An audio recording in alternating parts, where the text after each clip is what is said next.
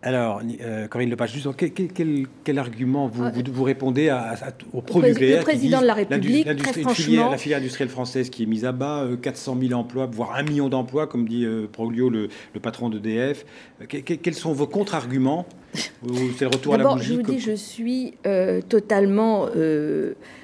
j'ai pas de réponse à une telle mauvaise foi, une telle ringardise.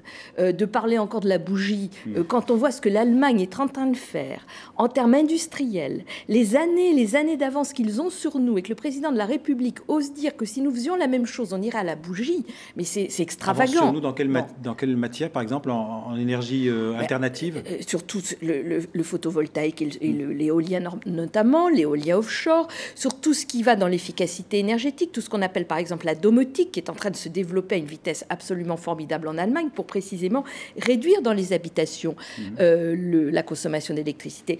Le président de la République et M. Proglio font peur aux gens. 1 million d'emplois, il y en a 125 000.